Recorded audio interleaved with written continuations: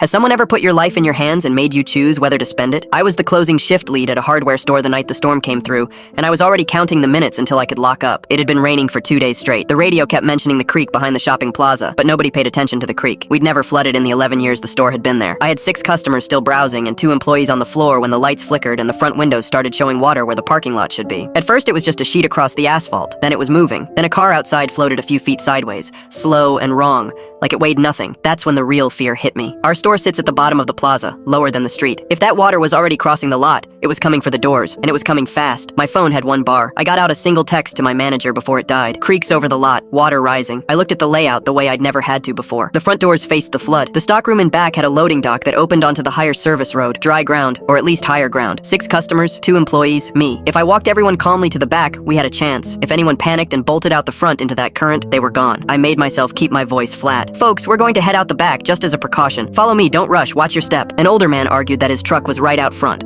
A woman had her kid by the hand and had already frozen. Every second I spent convincing them, the water climbed the glass another inch. We started moving. I counted heads twice, herding everyone toward the stockroom. And that's when I realized the older man wasn't behind us. He'd slipped back toward the front, still fixated on his truck. The water was already seeping under the front doors, spreading dark across the floor tiles. I had a choice and about 10 seconds to make it. I could keep leading the 7 people I still had, get them up onto the dock and be safe. Or I could go back through rising water for one stubborn man who might already be gone. My whole body wanted to keep walking toward the dry exit. Nobody would have blamed me, but I handed my flashlight to the woman with the kid, told her the door code, told her not to wait for me, and I turned around. The water was at my knees by the time I reached the front, cold and pulling. He was standing at the doors, hand on the push bar, staring at his truck bobbing in the lot like he could still save it. I grabbed his sleeve and told him the truck was insured and he wasn't. He shook his head. The current was slamming debris against the glass now, and one panel had started to crack. I didn't argue anymore. I got behind him, put my hand on his back, and steered him away from that door with everything I had, half dragging him through water that was at our thighs and rising with every step. He finally stopped fighting me somewhere around the paint aisle, and after that he moved. We reached the stockroom as the front glass gave. I heard it go behind us, a low, awful rush. And then we were up the 3 steps onto the loading dock where the others were waiting. The woman still holding my flashlight, her kid's face pressed into her side. The service road was flooded too, but shallower, moving slower. Headlights were already coming through the rain. A fire crew had been working the plaza for 20 minutes, pulling people from the stores higher up,